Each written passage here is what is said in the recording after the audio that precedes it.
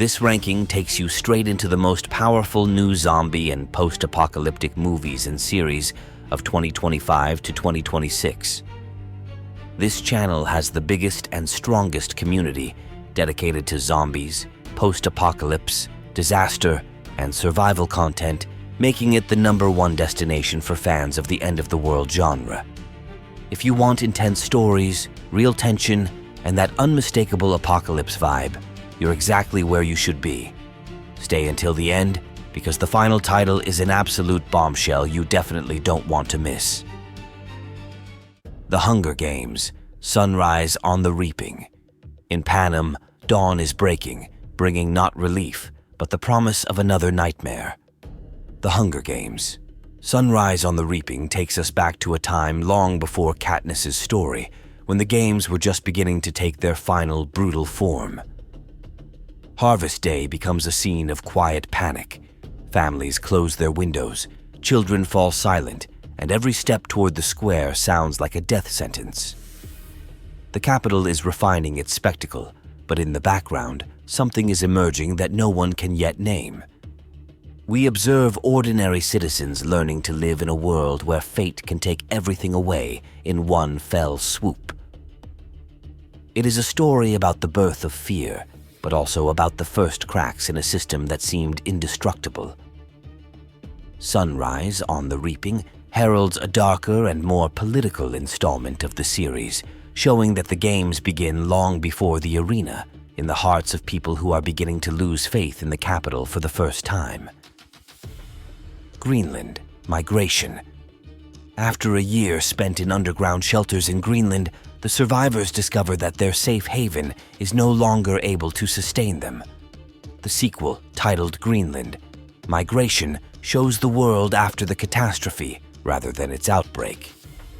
Comet dust still lingers in the atmosphere, the sun barely breaks through the clouds, and the Earth is slowly sinking into a kind of nuclear winter, albeit without war.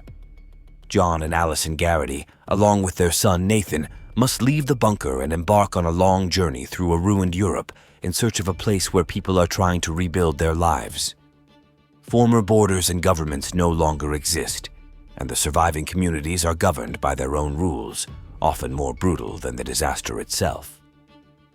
The film focuses on the choices that must be made when there are no longer any structures or order: who to trust, what to sacrifice, and whether a family can survive in a world that offers a second chance only on its own terms. Go Before Dawn. The story takes place many years after a viral epidemic wiped out former societies and turned the world into isolated settlements cut off from the rest of humanity. Jen grew up in one of them, deep in the forest, under the care of a strict guardian who treated rules as the only form of survival. At first glance, life there is peaceful, but beneath the surface, fears, secrets, and unspoken questions about what really happened to her family are growing. When memories of the past begin to haunt her and signs of unrest appear in the community, Jen is forced to question everything she believed in. The series shows not only the dangers lurking beyond the tree line, but also those that arise within a person: the burden of grief, the desire for revenge, and the thin line between safety and enslavement. Go Before Dawn tells the story of how far one can go to recover the truth, and whether there is still room for hope in a world that has already ended once. Ultimate Mission. On the isolated Pacific island of Assel, a sudden and extremely aggressive virus outbreak occurs, leading to a complete lockdown of the area within a few days. Information about the situation is incomplete, and the local military cuts off all contact with the outside world, raising suspicions that this is not just a disease, but a failed biological weapons operation. An international security agency sends 3 specialists to the site to assess the threat, find the source of the infection, and decide whether the island can be saved or must be completely isolated. Once there, the heroes discover chaos, abandoned bases, infected people dying at an alarming rate, and signs that someone tried to hide the truth at all costs. With each passing hour, the crisis deepens, and the mission turns into a dramatic race against time, with not only the lives of the survivors at stake, but also the future of all humanity. Ultimate Mission shows how one decision can determine whether the world survives or is destroyed by its own secrets. A question for the audience. Before we move on, let me show you 4 worlds, 4 genres, 1 choice, and it decides what movie I create next. Number 1, a post-apocalyptic world. Ruins, wastelands, and the fight for every single day. If you choose this world, survival becomes everything. Number 2, the zombie world. Fast, relentless, and always hunting. If you choose this world, you run or you die. Number 3, the disaster world. Earthquakes, tsunamis, firestorms. When nature turns against you, nowhere is safe! And number 4, the survival world. No help, no way out. Just you, the dark, and whatever is hunting you. Type the number or genre in the comments. Tell me which world you want to see as my next full movie. I read them all. Make it good. Jombieland. A quiet village on the outskirts of Chandigarh in Punjab is plunged into chaos when the deadly Z1N1 virus strikes, leading to a sudden and uncontrollable zombie apocalypse. The residents are trapped between a crumbling world and a lack of outside help, and what was ordinary life yesterday turns into a desperate struggle for each day. At the center of the story are Gidi and Coco, young lovers who previously only faced family opposition to their relationship.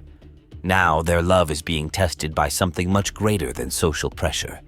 As the threat grows and the boundaries between safety and panic disappear, their only chance is to stick together and find a way to escape before the virus consumes everything.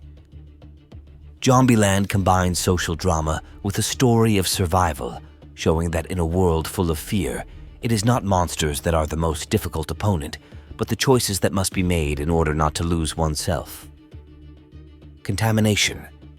A secret laboratory in Alaska suddenly goes silent after an unexplained incident, and communication is completely cut off.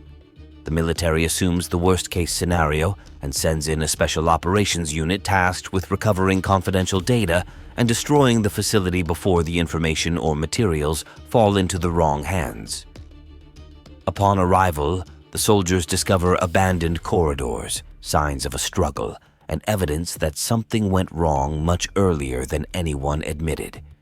It quickly becomes clear that the staff did not die in an accident, but were infected with a deadly virus that is beginning to spiral out of control.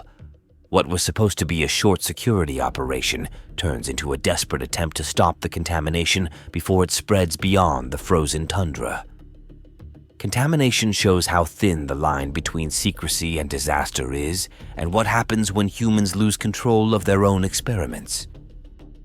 We bury the dead. As a result of a mysterious war, the world is plunged into chaos, and fallen soldiers begin to rise from the dead in a way that no one can explain. At the center of events is Ava, a woman who receives news of her husband's death and travels to the war zone to find his body. Once there, she discovers that the bodies of the dead are no longer safe to bury, and the military is hiding the truth from the public in an attempt to stop something that is spiraling out of control. Ava is drawn into a spiral of suspicion and secrets, and her personal mission turns into a fight for survival when the dead begin to show signs of consciousness and unexpected aggression. We Bury the Dead does not focus on the classic zombie apocalypse, but on the line between mourning and horror, showing how far a person is willing to go to get a loved one back, even if it means facing what should remain underground.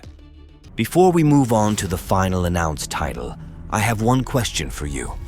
Do you enjoy my AI-created zombie and post-apocalyptic productions? If yes, write in the comments that you want more, and I'll keep creating new stories just for you. And now, the announced film. It may not be classic post-apocalypse, but it delivers a vibe just as strong. Return to Silent Hill. The nightmare returns years later when James Sunderland receives a letter from a woman he mourned long ago and who should no longer be in this world. Silent Hill calls him back, shrouded in a fog so thick it seems to hide all the untold secrets of his life. The town is no ordinary place. It is a living labyrinth of memory where grief and guilt take shape in forms that cannot be escaped.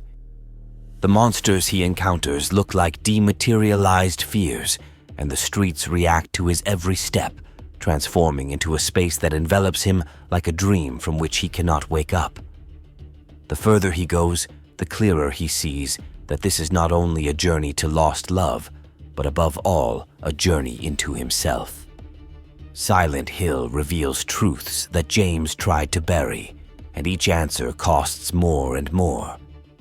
At the end of this road awaits a solution that may bring him solace or plunge him into darkness forever.